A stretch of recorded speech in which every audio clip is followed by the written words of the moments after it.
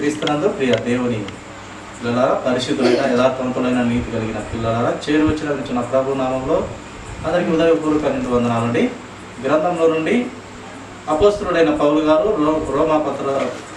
రోమీలకు రాసినటువంటి పత్రిక 14వ వచనము 17వ వచనము మరొక తూరి చదువుతాను, గమనించగలరు.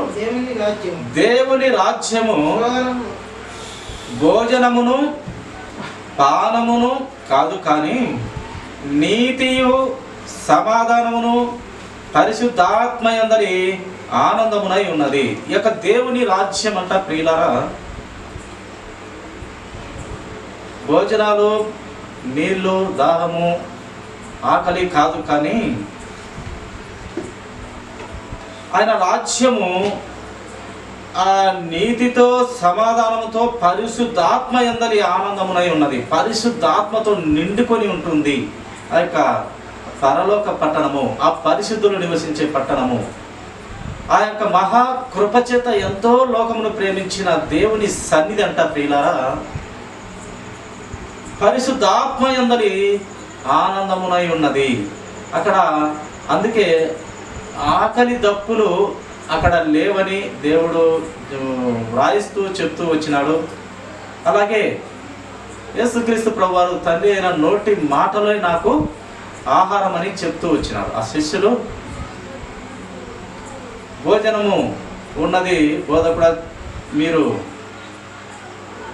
తిననీకి రమ్మని పిలిచినప్పుడు శిష్యుడు, మీరు కానివ్వండి, నాకు వేరే ఆహారం ఉన్నది, మీరు తినండి అని చెప్పినప్పుడు ఆ శిష్యులు అనుకున్నారంట, ఏదో బలమైన ఆహారం, ఎవరో బోధకుడు కదా తెచ్చిచ్చినారు మంచి పదార్థములు అని ఆశ కలిగి అలా ఏదో మంచి ఆహారము ఉన్నట్టున్నది, మీరు తినమంటున్నాడు, ఎందుకంటే నాకు వేరే ఆహారం ఉన్నది అన్నారు కదా.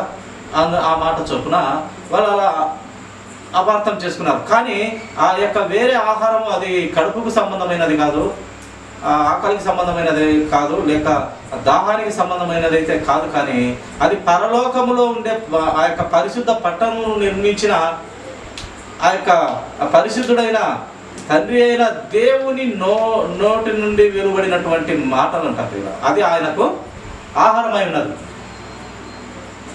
కనుక నా బ్రతుకులలో కూడా మనం ఎప్పుడు భోజనము పానము కాదు, కానీ దేవుని నీతి, దేవుని సమాధానము, పరిశుద్ధాత్మ యందలి ఆనందంలో మనము ఉండాలి అనే వాక్యం మనకు తెలియపరుస్తూ పరిశుద్ధాత్మ దేవుడు ఇక్కడ వ్రాయిస్తూ వచ్చినాడు ప్రియుల. కనుక ఆయన రాజ్యము శాంతి సమాధానాలతో, నీతి సత్యములతో, యథార్థముతో ఆయన సన్నిధి అంత పవిత్రత కలిగినది. అందుకే చాలా చోట్ల దేవుడు గ్రంథంలో పరిశుద్ధుడు పరిశుద్ధుడు పరిశుద్ధుడు అంటూ రాయిస్తూ వచ్చినాడు. నేను పరిశుద్ధుడును, మీరు పరిశుద్ధులుగా ఉండాలి, మీరు పరిశుద్ధులుగా ఉండాలి, మీరు నా రక్తంతో కొనబడిన బిడ్డలు, మీరు పరిశుద్ధంగా ఉండాలి, మీరు నా ఆస్తి, మీరు పరిశుద్ధంగా ఉండాలి, మీరు నా సొత్తు, మీరు పరిశుద్ధంగా ఉండాలి, మీరు నా ఆస్తి స్వాస్థ్యము, మీరు పరిశుద్ధంగా ఉండాలి. పౌలు భక్తుడు అన్నట్టు, మీరు సంతోషంగా దేవునిలో ఎదుగుతూ ఉంటే నా కిరీటమయ్యా, మీరు నా కిరీటంతో సమానము. అంత సంతోషం నాకు ప్రభువులో మీరు ఎదుగుతూ ఉంటే, ఆయన మాట చొప్పున నేను చెప్పినప్పటికీ, పౌలు నేను చెప్పినప్పటికీ ఆయన వాక్యమే చెప్తాను, మీరు అందులో ఎదుగుతూ ఉంటే నా కిరీటంతో సమానం, మీరు అంత ధన్యతగా నేను భావిస్తానని పౌలు గారు చెప్పినాడు. అందుకే ఆయన యథార్థవంతుడైన పరిశుద్ధునిగా ఆయన పూర్తిగా మారిపోయి జీవించినాడు. నేను మారిన ప్రకారం మీరు కూడా అలా బ్రతకండి, అలా మారండి అని కూడా మనకు చెప్పి ఉన్నారు. క్రీస్తులా కాదు, ముందు నన్ను పోలి నడుచుకోండి, నన్ను పోలి నడుచుకుంటే మీరు క్రీస్తు అయినట్టే అని చెప్పినాడు. అంత తెగింపు నిజంగా భక్తులలో అతి కొద్ది మందిలో చూస్తాం. ఉన్నారు, అతి కొద్ది మందిలో ఆ తెగింపైన మాటలు వస్తాయి. ఆ తెగింపు ఎప్పుడు వస్తుందంటే ఆయనను అమితముగా ఎక్కువ ఇష్టంగా ప్రేమించినప్పుడే ఆ తెగింపు వస్తుంది. ఆ పరిశుద్ధత, ఆయన పరిశుద్ధత అర్థమైనప్పుడే ఆ తెగింపు వస్తుంది ప్రియులారా, మిగతాప్పుడు రాదు. ఆయన పవిత్రత, పరిశుద్ధత, ఆయన ఎంత నీతి కలిగిన దేవుడు, ఎంత శక్తి కలిగిన దేవుడు, ఎంత మనుషులను ప్రేమిస్తున్నాడు అని ఆయన ప్రేమ ప్రత్యక్షత తెలుసుకున్నప్పుడు ఆ ధైర్యము పరిశుద్ధాత్మ దేవుడే నీలో నాలో కూడాను పుట్టించగలడు. అది పౌలు గారిలో పుట్టింది. అలాగనే మనం బ్రతకాలని దేవుడు కోరుతూ ఉన్నాడు. ప్రియులారా, చూడండి, ఫిలిప్పీలకు రాసినటువంటి పత్రిక అపొస్తలుడైన పౌలు గారు 4వ అధ్యాయము మొదటి మాటగా చదువుకున్నామండి. కావున నేను అపేక్షించు నా ప్రియ సహోదరులారా, నా ఆనందమును నా కిరీటమునై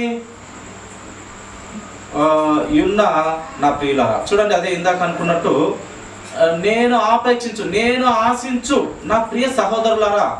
పౌలు గారు చెప్తున్నాడు. చూడండి, ఆ సంఘాన్ని బట్టి, లేక ఆ సంఘంలో విశ్వాసాలను బట్టి, ఆ పరిస్థితులను బట్టి ఈ యొక్క పౌలు గారు వారిని ఉద్దేశించి మాట్లాడుతున్నాడు.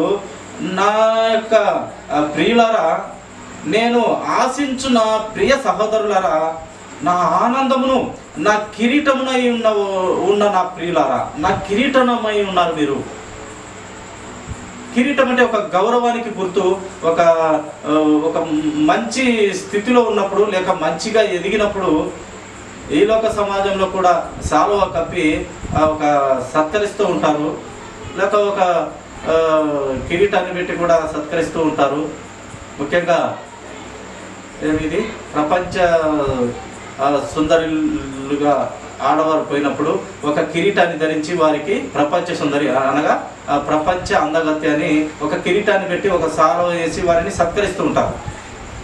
అలాగే ఈ యొక్క పౌలు గారు నేను ఆశించు నా ప్రియ సహోదరులారా, నా ఆనందమును నా కిరీటము ఉన్న నా ప్రియులారా, ఇట్లు ప్రభువునందు స్థిరులై ఉండండి. ప్రభువునందు ఏమై ఉండాలంట? బుద్ధిహీనతగా ఉండకూడి స్థిరమైన మనసు కలిగి ఉండండి అంటూ ఇక్కడ భక్తుడు రాయిస్తూ వచ్చినాడు. కనుక ఈ యొక్క భక్తులకు ఉన్నటువంటి గొప్ప ఆలోచన చూడండి, పక్కవారు లేక తోటివారు లేక ఇరుగు పొరుగు వారు కానీ, ఏ సహోదరుడైనా కానీ వారు ప్రభువునందు ఎదుగుతూ ఉంటే, లేక స్థిరమైతే ఉంటే, ఆయన నా కిరీటము నాకు అమితమైన సంతోషం అంటున్నాడు. ప్రియుల, నిజంగా ఈ కాలంలో అది లేదు. ప్రియుల, ఈ కాలంలో ఒకరు సత్యంలో బ్రతుకుతుంటే వారు ఎగతాళి చేస్తారు, కానీ పర్వాలేదు, బ్రతుకు మార్చుకొని దిద్దుకొని ప్రభువులో ఎదుగుతున్నాడు అనే ఆలోచన లేదు. వాడు ఎప్పుడూ ఇంకా మళ్ళీ మొదటి జీవితానికి వచ్చి నాశనం అయిపోదు అనే కోణంలో కనపడుతూ ఉంది చాలా చోట్ల కూడా. కానీ పౌలు గారి జీవితం అలా లేదు. ప్రియ, ప్రభువులో స్థిరులైతుంటే మీరు నా కిరీటమయ్యా, లేక నా ఆనందం మీరయ్యా అని పొగుడుతున్నాడు భక్తులను, విశ్వాసులను, ప్రభువులను, స్థిరులై ఉన్న విశ్వాసులను. అలానే ఉండాలి అని దేవుని వాక్యం మనకు తెలియపరుస్తూ ఉంది. పక్కవాడు ప్రభువులో ఎదుగుతున్నప్పుడు, విశ్వాసంలో మెట్టుకు మెట్టు అవుతున్నప్పుడు అది ఘనత ప్రభువుకే. ప్రభువుకు ఘనత వచ్చిందంటే అది మనకే. పౌలు గారు అంత విశ్వాసమైన మాటలు మాట్లాడుతున్నాడంటే ప్రభు ఎంత సంతోషం ఆయనకు, ఎంత గొప్ప భక్తునివయ్యా అని ఆయనకు ఎంత సంతోషము. మన విజయము దేవుని విజయంగా కూడా భావిస్తున్నాడు కదా. అందుకే మనం పవిత్రపరిచి పరిశుద్ధపరిచి నిన్ను విజయునిగా చేయాలని, పరలోకం చేర్చి నిన్ను విజయం గెలిచినవరా నా కుమారుడు, నా కుమార్తె అని ఆయన అక్కడ ఆనందించి బహుమతులు ఇవ్వబోతున్నాడు. ప్రియులారా, చూడండి, కీర్తనల గ్రంథము 97వ అధ్యాయము మాట మనము ధ్యానిస్తామండి. 97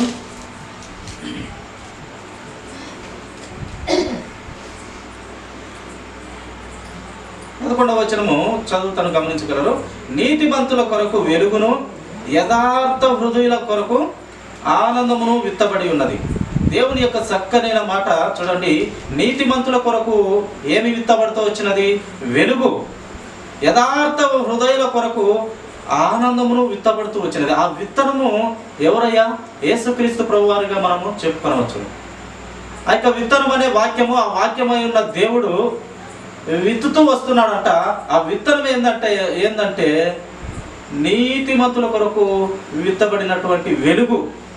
ఈ లోకమునకు వెలుగు వచ్చెను, ఆ వెలుగు చీకటిలో ఉండెను, కానీ ఆ వెలుగును చూడలేక చాలా మంది చీకటిలోనే ఉన్నవారుగా గ్రంథం మనకు తెలియపరుస్తూ వచ్చినది. వెలుగైతే వచ్చింది, ఆ వెలుగును ఎంత మాత్రం దగ్గరకు పోయిన వారు కాదు, కానీ చీకటి బ్రతుకునే ఉండి దాంట్లోనే ఆనందం వెతుకునే జనాలు మనము చూస్తూ ఉన్నాము. బైబిల్లో కూడా రాయిస్తూ వచ్చినారు. ఈ వెలుగనే విత్తనము యథార్థ హృదయుల కొరకు ఆనందం అనే విత్తనము విత్తబడి ఉన్నదంట. అది ఆల్రెడీ దేవుడు ఒక విత్తనాన్ని పంపించినాడు. వెలుగనే విత్తనము, అలాగే ఆ యొక్క యథార్థ హృదయుల కొరకు ఆ ఆనందమును, ఆ వెలుగులో ఆనందం వెతుకునే విత్తనాలను దేవుడు పంపించినాడు. యేసుక్రీస్తు ప్రభువారు వెలుగుగా వచ్చినాడు. ఆ వెలుగైన దేవునిలో నీవు కూడా వెలిగింపబడి ఇంకొకరిని వెలిగించేలా నీవు ప్రయాసపడితే దేవుడు సంతోషించేవారుగా చూస్తూ ఉన్నాడు. అపోస్తలుడైన పౌలు గారు అమితంగా వెలిగింపబడినాడు ప్రభువులో. వెలిగింపబడిన అతను ఇంకా చాలా మందిని వెలిగింపడానికి ఆయన అమూల్యమైన మాటల ద్వారా ఎంతో మందిని మార్చగలిగినాడు. ఆయన ఒక్కపారి ప్రసంగం చేస్తే, ఒక్కపారి నోరు తెరిస్తే, మాట్లాడితే వేలల్లో బాప్తిస్తాలు తీసుకునేవారు. అంత మంచి దేవుని వాక్యం అందించే మంచి బోధకుడు, మంచి ప్రసంగికుడు. కనుక ఎదుగుట మనకు, క్రీస్తులో ఎదుగుట మనకు మంచిది ప్రియుల. కనుక ఈ యొక్క వెలుగును ఆనందమును విత్తబడుతూ వచ్చినాయి. అది మనము ఆ క్రీస్తు వారిలోనే మనము చూస్తాం ప్రియుల. అదే కీర్తన గ్రంథము 84వ అధ్యాయము మాట ధ్యానించుకుందాము.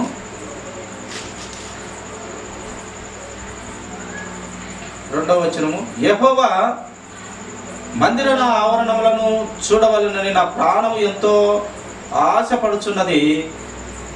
అది సొమ్మసిల్లుచున్నది. జీవం గల దేవుని దర్శించుటకు నా హృదయమును నా శరీరమును ఆనందముతో కేకలు వేయుచున్నది. ఈ యొక్క భక్తుడు రాయిస్తూ వచ్చినాడు ప్రియులారా. ఆ దేవుని జీవం గల ఆలయమును చూచుటకు ఆయన హృదయము సొమ్మసిల్లుతున్నదంట, ఆనందించుతున్నదంట, అలాగే కేకలు వేస్తున్నదంట ప్రియులారా. కేకలు వేస్తున్నది. ఆయన హృదయము ప్రభు సన్నిధిలో చేరాలని, ఆయన వాక్యం వినాలని, వాక్య ప్రకారం బ్రతకాలని, ఆ సత్యవంతుడైన దేవుని యందు నిలిచి బ్రతకాలని ఆయన హృదయము కేకలు వేస్తున్నది. ఆయన మందిరముకు రావాలని ఆశ కలిగి సొమ్మసిల్లుతున్నాడంట. జీవం కలిగిన దేవుని దర్శించుటకు హృదయాన్ని ఎంతో ఉప్పొంగుతున్నదంట. అలానే నీ నా జీవితాలలో కూడా ఈ యొక్క భక్తునిలాగా ఆయన తెలుసుకోవాలని ఆశ కలిగి ఉండాలి. మొదటగా ఆయన నీతిని, రాజ్యాన్ని వెతుకుటలో ముందుగా ఉండాలి. ప్రధాన పాపి అయిన పౌలు గారు, నేను ప్రధాన పాపిని, వాక్యం వినుటలో లేక పాటించుటలో నేను కూడా ప్రధాన పాపినైన, పాపంలో ప్రధాన పాపిని, దేవుని వాక్యము వినుటలో కూడా నేను ప్రధానుణ్ణి, మొదటివాణ్ణి నేనే అన్నాడు. అంతలా దేవుణ్ణి ఆయన ప్రేమిస్తూ ఉన్నాడు ప్రియ. నన్ను ప్రేమించిన వారిని నేను ప్రేమిస్తాను, నన్ను గణపరిచిన వారిని నేను మళ్ళీ గణపరుస్తాను, నా మాటలు చెప్పువని నేను అధికుని చేస్తాను, వాని అడుగు తినేవానికి ఏమైతే పెట్టను అని దేవుని వాని తలగానే పెడుతును, తోకగా అయితే పెట్టను. దేవుని అమూల్యమైన మాటలు ఎన్నో ఉన్నాయి.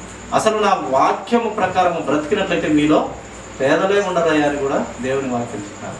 అంటే ఆయన వాక్యంలో నడిస్తే, ఆ సత్యంలో బ్రతికితే, ఆ జీవం కలిగిన దేవుని ఆలోచనలో మనము బ్రతికినట్లయితే మనమంత పేదగా అయితే ఉండమంట ప్రియుల. వాక్యమే మనకు తెలియపరుస్తున్నాడు. నా వాక్య ప్రకారం నా ఆజ్ఞలు పాటించినట్లయితే మీరు అసలు మీలో పేదలే ఉండరయ్యా, మీరంతా ఆత్మీయ సంబంధమైన ధనికులయ్యా మీరు అని దేవుని మాటలుగా మనము వింటాం ప్రియుల. చూడండి, యోహాను రాసిన 3వ పత్రిక, కొత్త నిబంధన 1వ అధ్యాయం 4వ వచనము మాట చదువుకుందామండి. నా పిల్లలు సత్యమును అనుసరించి నడుచుకొనుచున్నారని వినుట కంటే నాకు ఎక్కువైన సంతోషమే లేదు. చూడండి ఎంత గొప్ప మాట దేవుడు వాయిస్తూ వచ్చినాడు. ఆయన పిల్లలు అనగా దేవుని కుమార్తెలు, కుమారులు, సహోదరి సహోదరునిలు సత్యమును అనుసరించి నడుచుకొనుచున్నారంటే అంతకు మించిన భాగ్యం నాకేముంది అంటున్నాడు దేవుడు. ఏమంటున్నాడు నాయన? సత్యంలో బ్రతికితే, నీతి నిజాయితీలు యథార్థతలో బ్రతికితే దానికి మించిన సంతోషం నాకు లేదని ఎవరు అంటున్నాడు? దేవుడు అంటున్నాడు. యేసు క్రీస్తు ప్రభువు అంటున్నారు, పరిశుద్ధాత్మ దేవుడు అంటున్నాడు, మన పరమ తండ్రి అయిన యెహోవా దేవుడు అంటున్నాడు. సత్యంలో బ్రతికితే, నీతిగా బ్రతికితే, లేక యథార్థంగా బ్రతికితే నిన్ను మించిన వాడేవాడు, అంతకన్నా సంతోషం నాకున్నదా అంటున్నాడు దేవుడు. అందుకే సత్యానికి చాలా శక్తి. అందుకే మన గవర్నమెంట్లో కూడా, మన భారతదేశ గవర్నమెంట్లో కూడా సత్యమేవ జయతే, సత్యంలో బ్రతికితే ఆ శక్తే వేరు, ఆ కిక్కే వేరు అని ప్రియులారా. సత్యంలో బ్రతికితే ఆ శక్తి నిజంగా వాని ముఖంలో, వాని నిలువెత్తు శరీరంలో ధైర్యం ఉంటుంది. అందుకే పోలీసులు కూడా దొంగని చాలా ఈజీగా పట్టుకుంటారు. తప్పు చేసినవాడు ఏటిగా తడబడుతూ ఉంటాడు, చెమటలు పడతాయి, దొంగ చూపులు చూస్తాడు, వాని ప్రవర్తన తేడాగా ఉంటుంది. కానీ సత్యంలో ఉన్నవాడు ఎలా ఉంటాడు? నిర్మలంగా ఉంటాడు, ఖచ్చితమైన మాటతోనే ఉంటాడు, ఒకే మాట మీద ఉంటాడు. ఎన్ని మాటలు ఎన్ని రకాలుగా క్వశ్చన్ వేసినప్పటికీ ఒకే భావం కలిగి ఉంటాడు. అప్పుడే కనుక్కుంటాడు. అందుకే నిజంగా సత్యమేవ జయతే అని మన పోలీసు వ్యవస్థ కూడా చక్కగా జరిగిస్తున్నారు. అది దేవుని నుండి వచ్చినటువంటి ఆజ్ఞ ప్రియులారా. గాంధీజీ చెప్పినప్పటికీ అది మొదటగా ఎప్పుడో దేవుడే వ్రాంచినటువంటి మాట. కనుక ఆ సత్యంలో బ్రతుకుతే, ఆ యథార్థత కలిగి బ్రతుకుతే, ఆ శుద్ధ హృదయంతో బ్రతుకుతే అంతకు మించిన సంతోషం నాకు లేనే లేదని దేవుడే సాక్ష్యమిస్తున్నాడు. ఒక మాట మనతో హెచ్చరిస్తున్నాడు. కనుక సత్యానికి ఉన్న విలువ నిజంగా అది చాలా గొప్పది. చనిపోయిన తర్వాత కూడా ఆ సత్యము మనల్ని బ్రతికిస్తూ మాట్లాడుతుంది. మనము పోయినప్పటికీ కూడా మన క్రియలు బ్రతికిస్తాయి. ఒకడు చనిపోయినా వాని క్రియలంట నూరేళ్ళు అనుకుంటారంట, వాడి మంచి పనులు చేస్తే. కనుక మంచిగా బ్రతకాలి, దేవునిలో బ్రతకాలి, సత్యములో ఉండి బ్రతికితే దేవుడు సంతోషం. కనుక సత్యంలో బ్రతుకుటకు ఆ సత్యవంతుని కలిగి ఉన్న మనము, ఆయన ఏమన్నాడు? నేనే సత్యము. సత్యం అంటే నిలువుటద్దంలా నిలబడుతున్నటువంటి నేనే సత్యమయ్యా. జీవం కలిగిన దేవుడను కూడా జీవాధిపతిని నేనే. పరలోక రాజ్యంలో ఉండే ఆ అధిపతి అయినటువంటి తండ్రి అయిన దేవుడు ఉన్నాడు. ఆయన కుమారునిగా నేను చెప్తున్నాడు. ఆ పరలోక రాజ్యానికి చేర్చగలిగిన మార్గము నేనే అని చెప్పినాడు దేవుడు. ఆ సమస్తము ఆయన వారికి. సత్యము, జీవము, మార్గము నేనే. ఆ భూమికి ఆకాశానికి నిచ్చెన నేనే. నా నిచ్చెన ద్వారా మీరు ఆ తండ్రిని చేరగలుగుతారు. ఆ నిచ్చెన నేను వెళ్తూ ఉంటాను, నా వెనక మీరు రావాలి. నేను వెళ్ళి దేవుని చూస్తాను. నా కొంగు చాటులో మీరు, లేక నా వెనక నిలబడి నా వస్త్రం చాటులో దేవుని మీకు చూపిస్తాను. డైరెక్ట్గా అయితే మీరు చూడలేరయ్యా. ఎందుకంటే అది కోటాను కోట్ల వెలుగు, మీరు తట్టుకోలేరు, మీరు చూడలేరు. కానీ నా పిల్లలుగా, నా రక్తంలో పడవని నా బిడ్డలుగా, నా ఆస్తిగా, నా స్వాస్థ్యంగా, నా యొక్క ఇంకా ఏమంటాం మాట, గొప్పదైన మాట ఉంది, నా యొక్క ఆస్తిగా, నా బిడ్డలుగా, నా రక్తంతో పడవని నా బిడ్డలుగా, నా చాటున మీకు తండ్రి అయిన దేవుని ముఖాన్ని నీకు స్పష్టంగా చూపిస్తాను అని ప్రభువు ఇక్కడ కాదు, పరలోక రాజ్యంలో చివరి వరకు మన దేహంలో ఊపిరి ఉన్నంత వరకు మనము ప్రభు రక్షణ పోగొట్టుకోకుండా కాపాడుకుంటే అప్పుడు మనము తండ్రిని క్రీస్తు వారు మనకు చూపిస్తారు ప్రియులారా. ఆయన చాటులో చూపిస్తారు. అందుకే సత్యంలో బ్రతికితే మనకు ఇవన్నీ సాధ్యమవుతాయి. పరిశుద్ధిని, యథార్థత కలిగిన బ్రతుకులో బ్రతికితే మనకు ఆ దేవునిలో, ఆ పరిశుద్ధులుండే, ఆ పరమ తండ్రి అయిన దేవుడుండే పట్టణంలో మనకు స్థానం లభిస్తుంది. లేక అక్కడ పౌరులం అవుతాము. ఆ పట్టణము శాశ్వతమైన పట్టణం, అది మనదయ్యా. ఇదైతే కాదని దేవుని మాటగా చెప్తున్నారు. ఈ లోకమైతే మీరు ఎప్పుడైనా ఈ లోకంలో మీది కాదయ్యా, ఇది స్థిరం కాదు, ఈ లోకమే మీది కాదు, ఈ జీవితమే అసలు శాశ్వతం కాదు. మీకు శాశ్వతమైనది జీవం కలిగినది పరలోక రాజ్యమే. అందుకే మనము ఈ యొక్క లోకము మనది కాదు కనుక మనము ఏమంటాము, మాట గుర్తురాలేదు, పరదేశులము. మనము పరదేశులము. ఈ దేశంలో ఉన్నప్పటికీ, అలాగే ఈ దేశ పౌరసత్వము మనలో ఓటకు ధర ఉన్నప్పటికీ ఈ యొక్క దేశంలో, కానీ ఈ దేశం నీది కాదని దేవుడు వాక్యం తెలియపరుస్తూ ఉన్నది. కనుక ప్రియ సహోదరి సహోదరుడా, ఈ లోకం నీది కాదు, ఈ జీవితం కూడా కొంచెం కాలమే. చాలా జీవితము, చాలా దండి జీవితము ప్రభు దగ్గర ఉన్నది. చనిపోయిన తర్వాత చాలా విలువ కలిగిన జీవితం ఉన్నది ప్రియుల. ఆ జీవితాన్ని నీకు నాకు అందరికీ దేవుడు పరిచయం చేయబోతున్నాడు. లేక ఆ యొక్క బహుమతులు ఇచ్చి అక్కడ నిన్ను నన్ను అందరినీ దేవుడు పిలుచుకోబోతున్నాడు. అక్కడ చాలా ఆనందమైన జీవితం నిన్ను నన్ను చేర్చబోతున్నాడు ప్రియుల. చూడండి, హెబ్రీయులకు రాసినటువంటి పత్రిక, అపోస్తలుడైన పౌలు గారు హెబ్రీయులు రాసినటువంటి పత్రిక మాట ధ్యానించుకున్నామండి. 10వ అధ్యాయము 38వ వచనం ఒక మాట ధ్యానించాము. నా ఎదుట నీతిమంతుడైన వాడు మూలముగా వాడు జీవిస్తాడు, అతడు వెనుకు తీసిన ఎడల పొరపాటున ఆ యొక్క నీతిమంతుడైన దేవుని యందలి విశ్వాసము తగ్గిన ఎడల, లేదా వెనుక పడిపోయిన ఎడల, అతడు వెనుక తీసిన ఎడల అతని యందు నా ఆత్మకు సంతోషం ఉండదు. మనం దేవునిని వెనుక తీస్తే, దేవుని ఆలోచన నిర్లక్ష్యం చేసి పట్టించుకోకుండా, లేక దినము లేక దినదినము ఆయన జ్ఞాపకాలతో బ్రతకకుండా, ఆయనకు దూరంగా ఉంటే, ఆయన ప్రార్థనలో గడపకుంటే మనకు వెనుక తీసిన వారం అవుతాము. అప్పుడు నా ఆత్మకు నీలో సంతోషం ఉండదయ్యా. నా ఆత్మ నీలో అయితే ఉన్నది. ఎప్పుడు ఉన్నది? ఎప్పుడు వచ్చింది నీకు? మారు మనసు కలిగి పాప క్షమాపణ నిమిత్తము నీవు బాప్తిసం తీసుకున్న క్షణము నువ్వు నా వరముని పొందుకున్నావు. వరాన్ని పొందుకున్న పరిశుద్ధాత్మ దేవుడు నీ హృదయంలోకి వచ్చాను. వచ్చిన తర్వాత కూడా నీ బ్రతుకు వెనుదిరిగినట్టయితే, దేవునికి లోబడకుండా మళ్ళీ నీవు పడిపోయిన జీవితం అయినట్లయితే, ఆ వరంగా వచ్చిన నా పరిశుద్ధాత్మ, ఆ వరంగా వచ్చిన నా యొక్క ఆత్మకు సంతోషం లేదు. సంతోషం కావాలంటే ఏం చేయాలా? సత్యంలో బ్రతకాలి, యథార్థతలో ఉండాలి, నీతి నిజాయితీలు కలిగిన ఆ దేవుని సింహాసనము, అలానే అక్కడ నీతి నిజాయితీలతో ఆయన పరిశుద్ధుడై ఉన్న దేవుడు అక్కడ ఉన్నాడు. ఆ నీతి నిజాయితీలతో మనము బ్రతికినట్లయితే దేవుడు మన ఆత్మలో ఉండి ఆయన ఆత్మ సంతోషిస్తుంది. కనుక ఆయనలో మెట్టుకు మెట్టు వెలుగుతూ ఉండాలి, మెట్టుకు మెట్టుకు తగ్గకూడదని లేఖనాలు మనకు తెలియపరుస్తూ ఉన్నాయి. ఫిలిప్పీయులకు రాసినటువంటి పత్రిక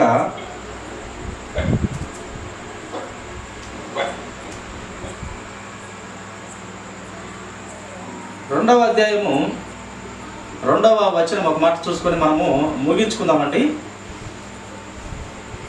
మీరు ఏక మనసు గలవారగునట్లు, మీరు ఏక మనసుల అగునట్లుగా ఏక ప్రేమ కలిగి ఏక భావము గలవారుగా ఉండి ఒక్కదాని యందే మనస్సుంచుతూ నా సంతోషమును సంపూర్ణం చేయండి. దేవుని మాట ఇది చాలా శక్తి కలిగిన మాట ప్రియులారా. బైబిల్ గ్రంథంలోనే చాలా విలువైన మాట, చాలా శక్తి కలిగిన మాట, దేవుని సత్యమైన మాట మనకు సెలవిస్తూ ఉన్నది.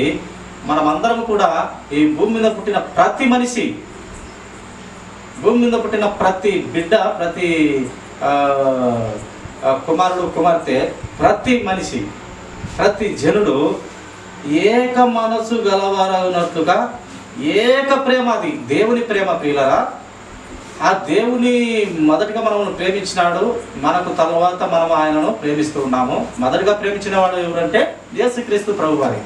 మొదటగా ప్రేమించి ఆ ప్రేమను పరిచయం చేసిందే మనకు దేవుడు.